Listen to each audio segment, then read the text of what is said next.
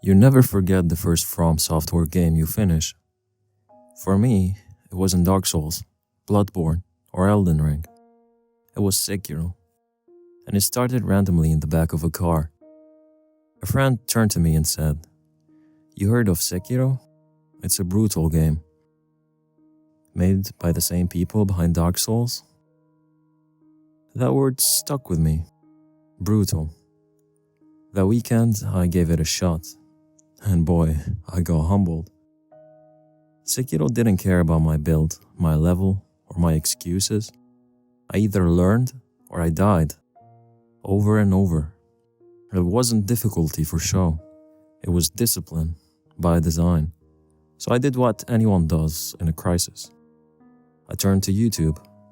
The laggy, Ongwall, the no damage runs, perfect parries. It looked like martial arts. It felt like magic. Masters at work. And deep down I knew, if I could beat this game, I'd never look at games the same way again. If Hunter x Hunter was about what we become when we hurt, Sekiro is about what we become when we persist. Because Sekiro isn't just a FromSoftware game. It's the purest one. No builds, no co-op, very few cheeses. You're not optimizing stats, you're confronting yourself. Every fight is a duel, every death a lesson, every victory a transformation. Because you don't beat Sekiro, you become the kind of player who can, through learning patience, precision, and rhythm. Not because the game tells you to, but because it punishes everything else. And when things finally click, the parries feel instinctive, the Mikiri counters become automatic, you stop reacting and start dancing. Every boss in this game is a wall, but not every wall is the same. Lady Butterfly punishes panic, Genichiro teaches posture and pressure, Guardian Ape breaks rhythm and forces adaptation, and Ishin? Well, Ishin teaches everything, again. Not a monster, not a god, just a man with a blade and the will to crush yours.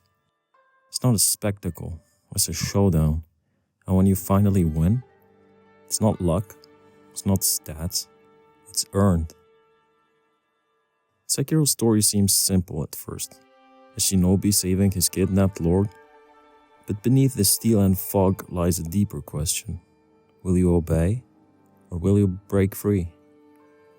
The game takes place in fictionalized late Sengoku period, an era of war, betrayal, and shifting loyalties.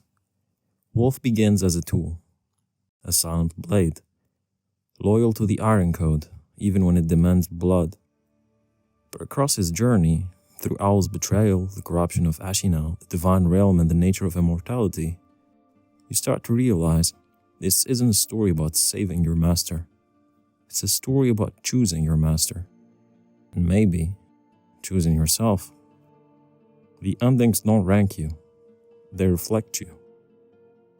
Will you cling to power? Will you sever the divine? Or will you walk away from everything? Sekiro doesn't give you answers. It hands you the blade and asks what you'll cut. Other Soulsborne games are about defense. Sekiro is about domination. You don't dodge, you commit. You don't chip away, you break posture. You don't panic, you cut. The game doesn't scale difficulty, you do. You stop trying to win, you start trying to understand. Even after finishing it, I kept coming back. Not because I had to, because I wanted to. Reflection of strength, gauntlets, boss rematches. Sekiro turns replayability into meditation. You return not to conquer, but to perfect. Because once you've played Sekiro, everything else feels slower, softer, less earned.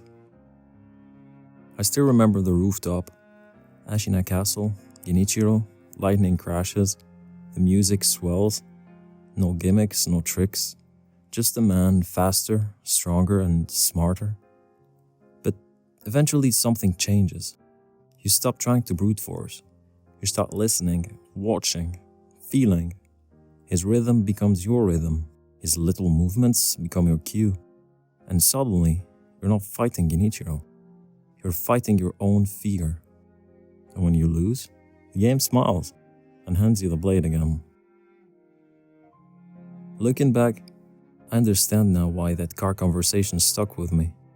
Sekiro wasn't just a challenge, it was the challenge I needed. I used to think some things were just too hard for me. Then I beat Guardian Ape, then I beat Ishin, and I wasn't the same player anymore. I wasn't the same person. Sekiro doesn't just make you better at games. It sharpens you, humbles you, changes you. And once it does, nothing else feels the same. Like other Souls games, you're not building a character. You're becoming one. And that's what makes Sekiro unmatched.